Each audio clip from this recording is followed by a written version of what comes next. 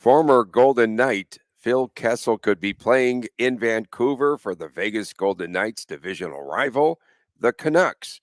We tell you all about it on this hot diggity dog edition of Locked On Golden Knights.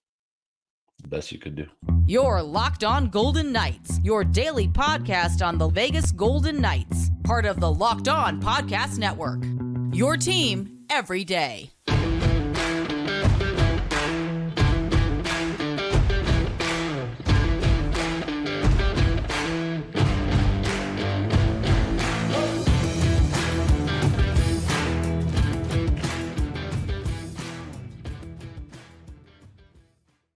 Well, hi again, everyone. Tony Cardasco, Chris Golick from Las Vegas. Thanks for making us your first listen each and every day. Find us wherever you get your podcast. And please subscribe to our YouTube channel that is Locked On Golden Knights.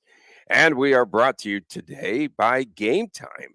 Download the Gametime app, create an account, use the promo code LOCKEDONNHL for $20 off of your first purchase. Remember when Phil Kessel followed Rick Tocchet to Las Vegas? Tocchet was unemployed at the time or working on TV, and he had moved here to play some golf. And then Kessel, Chris, he signs with VGK, and because he could hang out with his good buddy, his good old friend Tocchet. Tocchet was named the Phil Whisperer in Pittsburgh. When Kessel played there and when Tocchet was an assistant coach. And Tocchet and Kessel reunited in Arizona after a trade there.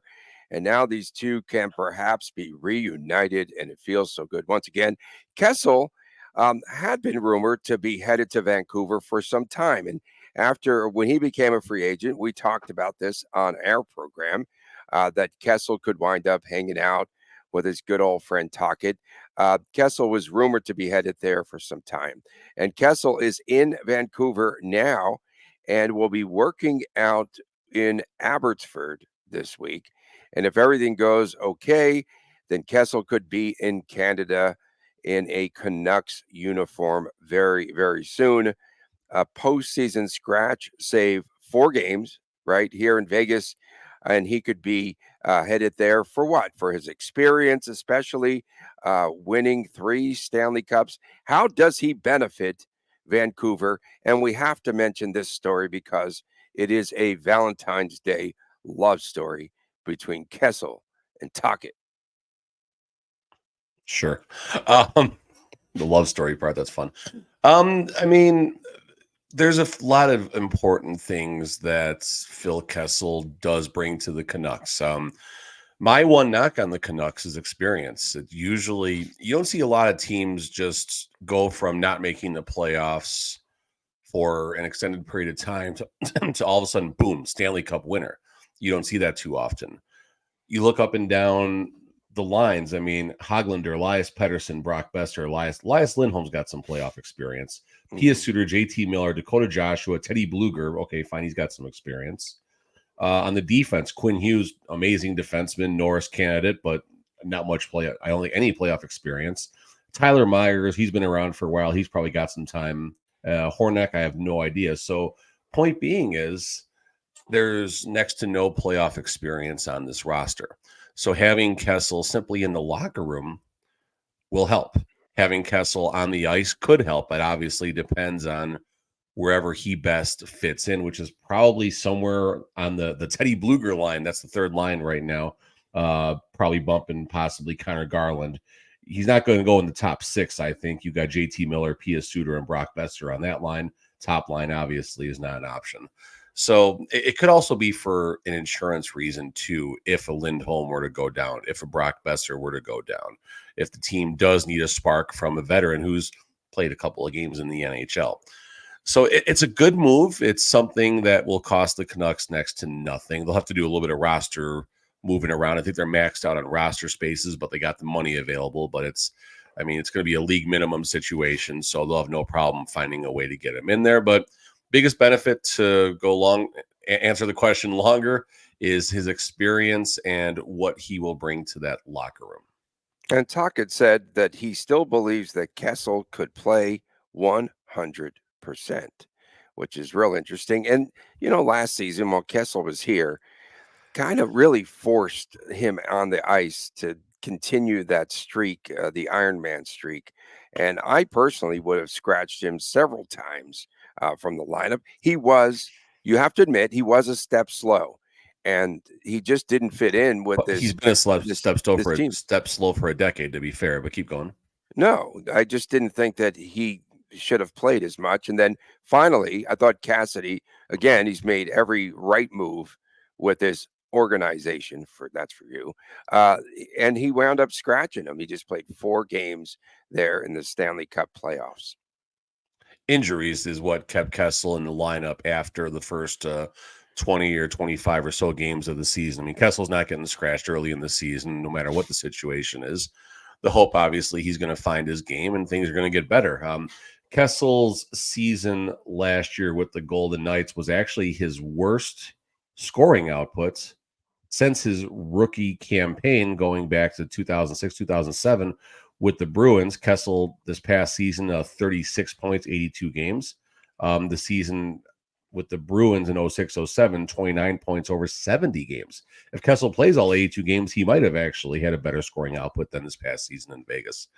You pointed out that he was a healthy scratch throughout the playoffs, only started 4 games. He's played going back to 2019, 2020 was the last time he was getting a lot of playoff action, so to speak, when the Coyotes had a little bit of a run there. So he's healthy. I mean, he's rested. That's a good thing. You mentioned his speed. He's definitely the Canucks or the other 31 teams that are putting any thought into Phil Kessel. There's not one GM that's saying, what kind of speed does Phil Kessel bring to our lineup? Let's be real about that one right there. But it's the locker room, it's the camaraderie, it's the experience. Marchessault, Jack Eichel both had tremendous stories about Phil Kessel and all the good that he did. And I think back to the story about Marchessault and Phil Kessel screwing around before a game, and Marchessault headbutts Kessel and almost ends his Ironman streak in the locker room before the game starts. So, that's just one of many stories, of course. So the poker stories got to me. Those were kind of funny, where they kept making fun of his head and seeing the reflection. And yeah, but Kessel's probably the best poker player on that team. He plays a lot of poker. He plays some high level poker too that I really can't say much more about. But outside of I had one more thing coming. It's in. Out. It's gone. It's gone. It's out the window. It's gone. It's gone. It's bad. Okay, so Kessel now says he does not care about the Ironman streak. I mean, why couldn't he do this sooner? I think after 1,000, it's never going to happen again. That's just ridiculous to me. But to be fair, Tony, I don't know how much he honestly cared about it last season. Like, especially once he got to he cared. the 1,000 consecutive games. I thought he cared. But I don't think he was protected. He was not, here you go, Tony. He was not a made man in the lineup last year. Maybe for the first, 2 months, it was, this guy's going to play. We're going to find a spot. They started in the third line, injuries. They get him on the second line. They get him on the top line. And it just didn't work out. And that's really all there is to it. And part of that, obviously, is I'm sure Kessel's age. Some of that, I'm sure, is Cassidy's system. But again, it's not just about what happens on the ice. If Kessel is not on the roster last year, do the Golden Knights win the Stanley Cup? And I know everyone's going to, shake their head and be like, well, how does Phil Kessel win the Golden Knights the Stanley Cup? Well, Kessel was a warm body in the lineup for 82 games that, did more things right than he did wrong out there. And probably the 6th time I've brought up the positive locker room stuff and all of that. And the Golden Knights are really good at trying to have the best character players in that locker room. And having Phil Kessel's goofiness, his jokes, his forehead, and his hot dogs and everything else that he brought into that locker room, having all that around helps. And you saw the effects he had on Eichel and Marchessault and many, many more of the players. And the Golden Knights, I mean, depending on how things work out in this regular season and postseason, the Golden Knights could see Phil Kessel up to 10 more times. The Golden Knights got 3 games against the Vancouver Canucks in the regular season. Good chance for the Golden Knights to make up some ground in the Pacific. And then if these two teams lock up in the playoffs, which it seems like a giant possibility in the first or second round, depending how things go, that could be 7 more games of Phil Kessel mania.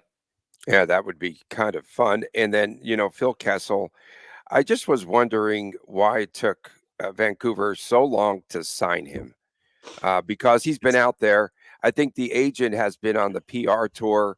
I know that they wanted him signed sooner. We just saw recent stories again about him. He was going to play abroad, I think in Switzerland or something, what have you. But happened I'm just fast. wondering why it took them so long. Was it a matter of just trying to, well, did he have to get in shape before he could play? Number one. Also, When's the last time cap Kessel was in space. shape? Good point. Okay. You got me there. Listen, Kessel's in shape. I've had the joy of interacting with him actually a lot. Not in the last couple of months, but for a lot. I've seen and was able to talk to him, and it's dude gets a raw deal. He's in fine shape right now. He's not necessarily what people think, and we'll just kind of leave it there. But why did it take so long? I think for Kessel, it's probably the right situation. I don't see him. At first, one of the first teams that we heard about was the Minnesota Wild, and Minnesota Wild kind of fell off the wagon as far as being a Stanley Cup contender. Maybe they'll get it together in the last 28 games of the season, but Minnesota Wild probably are not that team this season. So if Kessel's going to come back, I think he wants to chase a cup, and he wants to come back in February, March, get in somewhat shape and be there for the playoff push, or at least get going in a couple of weeks or so. So you look at teams that could use that experience. Vancouver certainly is one of those teams. As far as like other places, like Colorado just signed Zach Parise, so that could have been a possibility, but Parise was the one that got signed instead. Other teams like pushing, like a team like Nashville or something, Arizona. I mean, back to Arizona, who knows? I mean, these are all. Although I don't see Kessel playing in that college stadium on a regular basis. So No. Buffalo was talked about at one point. Thought they were going to take the next step this season. That didn't happen. Detroit was one of those teams, kind of on the fringe. We can go on and on. Coming up next, is Chandler Stephenson doing enough to earn a contract extension? We get into that when we return right here on Locked On Golden Knights.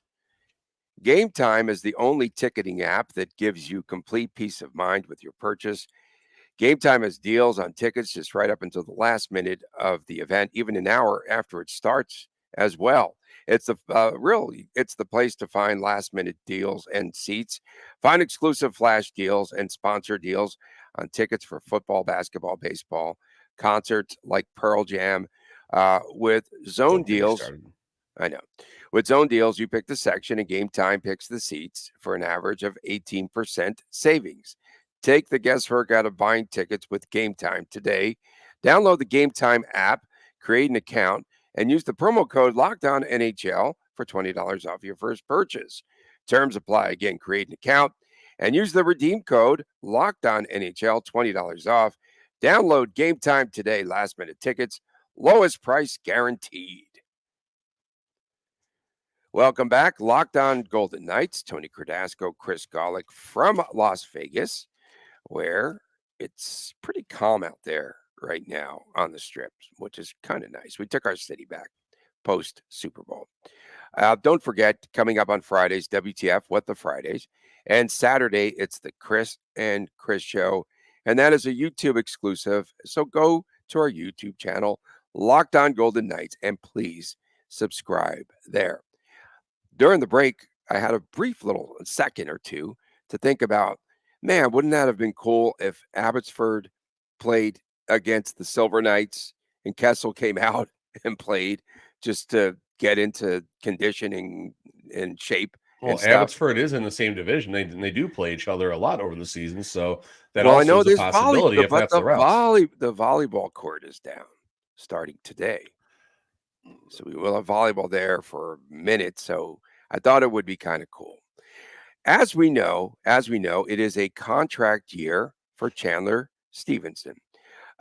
Could he make up some ground here late in the season? Because I personally don't believe, Chris, that he has done enough to earn a contract extension. Does he now try to put it into another gear? We know that this has been playing tricks on his mind there, Chandler Stephenson. I think he said something on a pregame show the other night, and just that it's been something in the back of his mind all season long. Is he worthy of a new contract? Stephenson, 4 points in the last 3 games, and he had an assist against the Wild the other night. 29 total points and 10 goals for Stephenson. And if he makes a last-minute push, do you still believe that he's a VGKer next season? So your first question, has he done enough I to had a earn lot of contract questions. extension? And Yes. yes, he has. But the bigger question needs to be answered by Kelly McCrimmon and George McPhee is, how much is Chandler worth to Vegas?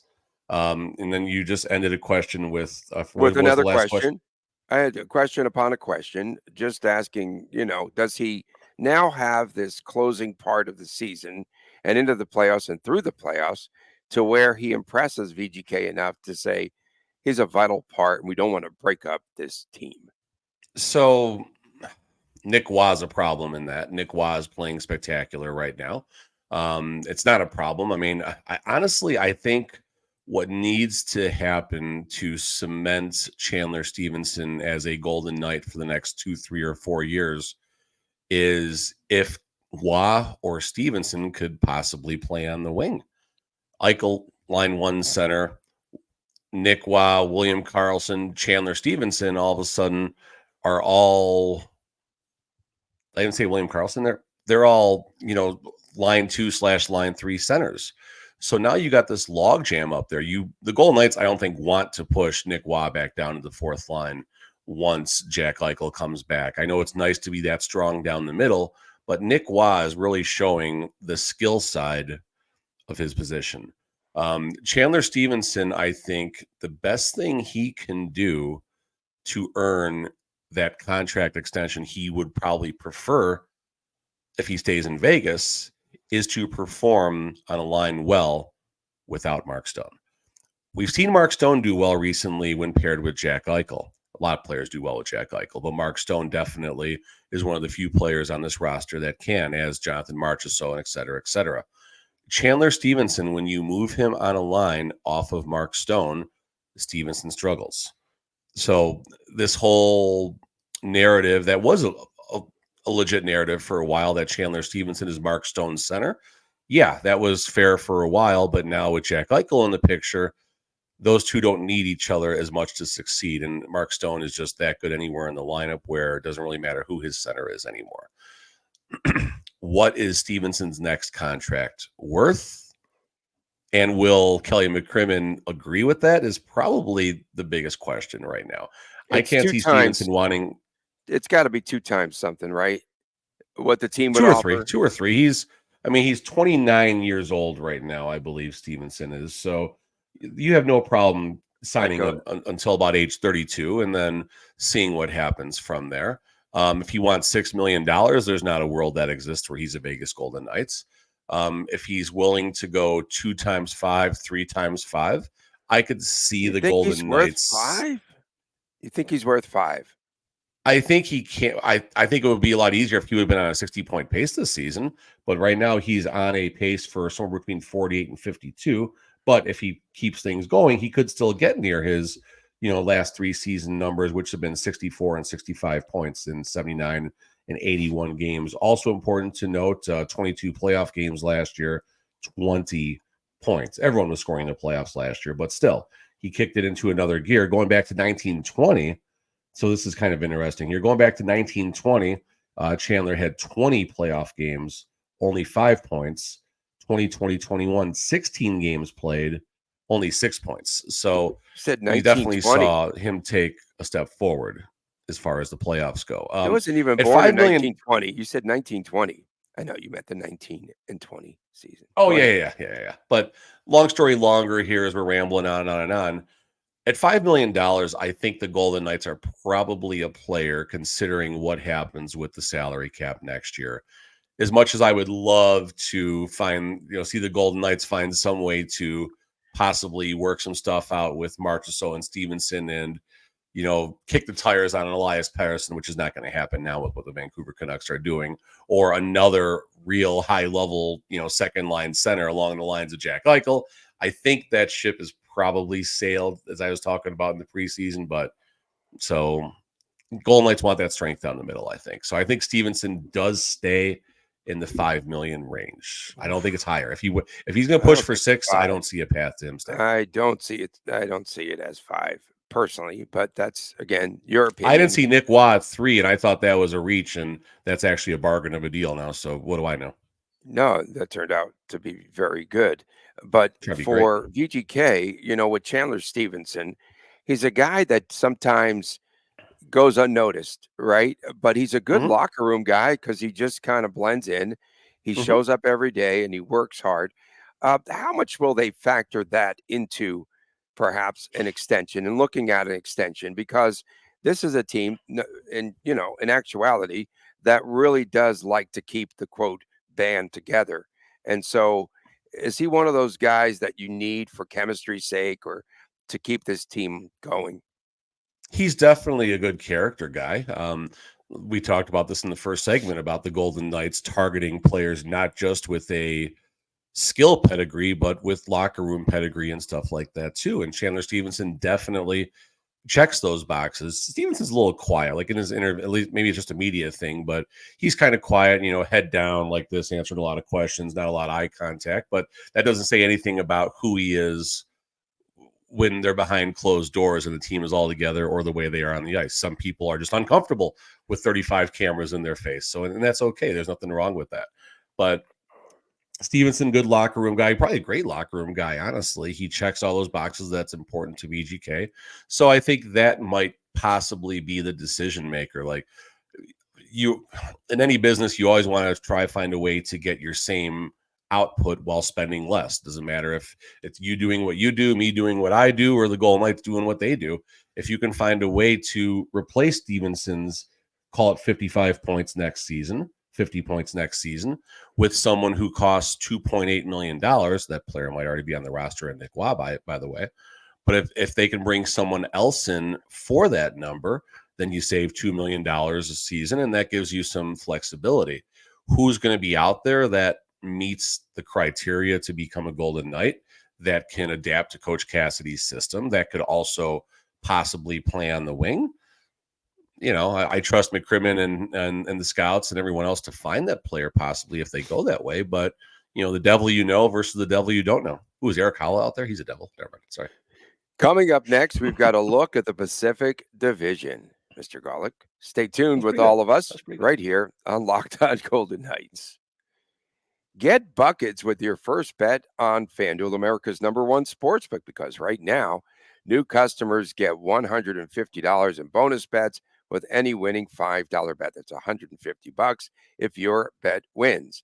Bet on all your favorite NBA players and teams with quick bets, with some live same-game parlays, and also they have exclusive props and much, much more.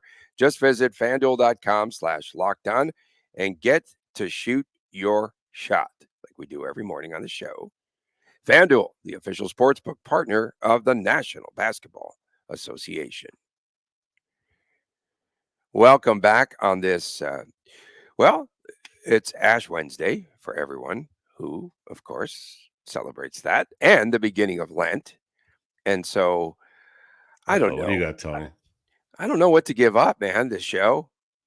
I need to sacrifice something. Maybe I should careful with the comments when you say stuff like that. You're going to get people in a tizzy. See ya. Out. Okay. Pacific Division. Vancouver now with that robust 10-point lead in the Pacific Division over VGK. I just want to see how this plays out because I'm all about the drama. Some other notes here, and you can discuss a little bit further. Connor McDavid, a 6-assist night last night. 6 assists in an NHL game. And was it Anze Kopitar who was -6 in the game at Buffalo for the Kings? I should have started. We got hot dog in the first segment. Actually, I had a lunch with the loyal listener Doyle the other day. Doyle and Mika took me out to lunch at my favorite Chicago spot. So wait. I did a hot dog along with a slice of deep dish. So that was good. Is there a Portillo's there? What is it? Where do you go? It's Windy City Beefs and Pizza. My good former friend of mine used to own it. So, but I still give him some love. So we met out there yesterday, and Yeah, it was a nice lunch. Always nice getting some Chicago food. But A good back shout to out the for Doyle. Nice shout out. Oh yeah. Doyle's amazing. Doyle's amazing. Okay. Any Going other back to listeners or viewers that want to buy lunch, let us know. Okay. Public and beer. service. Can I say that? Anyway, okay. Yeah. Moving on. You can say beer, of course. Come on. Okay, good. I said it. I want beer. This is America, bro. What's getting me right here is I'm looking at the event summary from the Sabres Kings game. You pointed this out to me yesterday with Kopitar being a -6. How could Honestly, you be a -6? How? The most surprising thing to me in this, where did Pierre-Luc Dubois' name go? Where'd it go? Yeah. The most amazing thing to me in this game, Anze Kopitar is a -6. How is Pierre-Luc Dubois even on a game where he plays 17 minutes and he's not on the ice for one of the 7 Sabres goals? That I think is the one thing that stands out to me right now. Going back to the standings here, I mean, yes, there's a 10-point gap, but for the second time, technically it was a couple days ago now, the Vancouver Canucks actually have played more games than the Golden Knights. So that narrative's out the window about the Golden Knights playing the most games in the NHL. So Right. Golden Knights got one game in hand, could be an 8-point difference. The Edmonton Oilers by 1/100,000th of a point. That's the third decimal point, right? 100,000 by 1,000th of a point to have a higher point percentage. So if the season ends today, even though the Golden Knights got 5 more points than the Oilers would actually have home ice advantage in that first round series against the Golden Knights. Kings, I mean, Kings aren't. I don't think they're going to wind up being a playoff team. 58 points, I believe, is the cut line right now. 1, 2, 3, 4, 5, 6, 7. No, yeah. 58 points is the cut line right now with 2 teams tied at 58. So we'll see how that shakes out. You got Seattle, Cal, Gary, Los Angeles Kings, St. Louis Blues, Nashville Preds. Even the Wild are still in that picture, as are the Arizona Coyotes. So basically you got like 7 teams going for those last 1 or 2 wild card spots right now. But the Pacific has been slow in general out of the All-Star break. Golden Knights were doing well. They were 2-0 until that game against the Wild on Monday nights. Vancouver, I believe, is 1-1-1 coming out of the break, if I'm not mistaken. Started only getting 1 point in their first 2 games. Oilers lost their first 2 games out of the break. Golden Knights regulation. And then actually the Kings, who just got their whatever term you want to use, the Kings actually shut out the Oilers, and then they just laid that egg against the Sabres. So who knows what's going on there. And that's really all I'm looking at are the top 4 right now. Everything else, we'll just kind of see what happens. But, Golden Knights got to start stacking those points. And especially right now with these weird gaps in the schedule, the game against the Wild, that game hurt a little bit. That game hurt a little bit. So it stung. Golden Knights need to make definitely stung. Yeah, I think now, just after watching Minnesota and they're starting to surge, I think they're a playoff team. They'll lose, of course, in Arizona the next game. You talked about Cal 1004, Gary. pretty good. Okay, so Braden Pahal, there was a story I read from the Calgary News or wherever, where Manny Viveros, was the first to call Braden Pahal. Now you get your chance. Really nice story there. But they do like him in Calgary. 4 games. He's had 10 hits, but 10 penalty minutes too. But when he's on the ice, they've only given up 1 goal. The Flames, just 1 goal. So I thought that was pretty interesting. And, when Cassidy said best of luck in your future endeavors, and, this organization did as well, he did say, perhaps you'll have that opportunity to shine now and prove that your name is worthy of being on the cup. He didn't say that. So one interesting Paul's been a thing, leader, right? He's pretty much been a leader in Henderson, is what I was getting at. Yeah, I would definitely characterize that. I still wonder to this day, a lot of Golden Knights fans, why his name is on the cup. I wonder every day. Go ahead. Sure, but if I'm not mistaken, again, I could be totally wrong. Oh, chaos breaks out in Madison Square Garden. Braden Pahal was in the middle of it.